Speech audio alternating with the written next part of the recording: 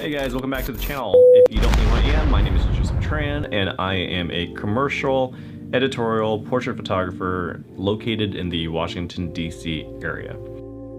On today's video, we're going to go over what type of equipment I bring when I shoot in the studio fashion photography. What type of camera should you bring if you're going to go shoot fashion photography? Now, if you're going to shoot in studio with strobes, with off-camera flash, any type of lighting, it doesn't really matter if you're using a crop sensor camera or a full-frame camera for most fashion photography, and that also applies to beauty photography. You're usually shooting with a much higher f-stop.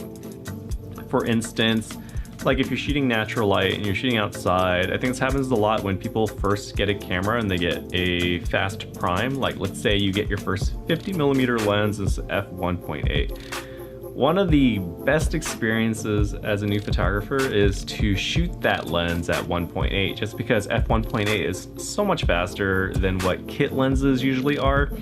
And let's say you have a kit lens and let's say at its fastest aperture it's like 3.5, and that's like on the wide end of things. Like you can't really zoom in for compression and get the same f3.5. That all changes when you shoot in studio with strobes, especially if you're shooting fashion photography or beauty photography, because typically, and this is not every time, but typically you stop down. And for me, I am shooting anywhere in the range of f5.6 all the way up to f11 and 13 if I need to get a lot of detail, say for beauty photography, and let's say you want to get all the details of the makeup and you're shooting really close, like on a 100mm macro lens, and you want to make sure that the depth of field from the front to the back of the image is in as much focus as can be.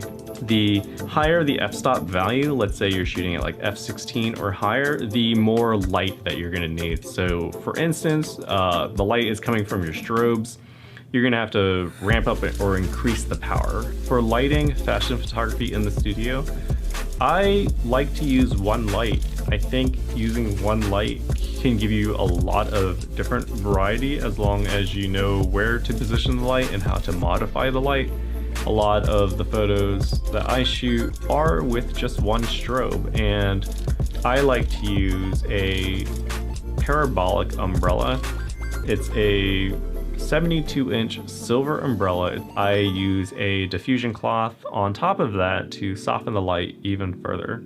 For fashion photography in the studio, one of the most important tools I use is a laptop. So I like to shoot what is called tethered, which is essentially running a USB cable from the camera to my laptop. I run software that enables me to view the raw files as I shoot them. So what this does is it helps me to see a larger preview image of what I'm actually shooting.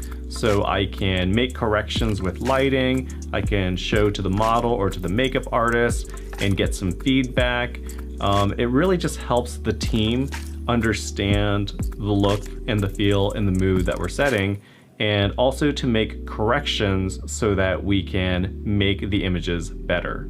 For tethering, I use a Tether Tools USB cable because it's bright orange and it's high visibility.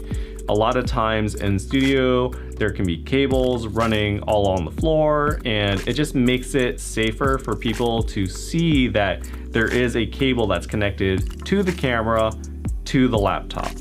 For software, I use Capture One, but you could also use Lightroom if you already have that, which I assume most photographers already have Lightroom in Photoshop. Capture One is a different software in that it does have different tools inside that Lightroom doesn't have.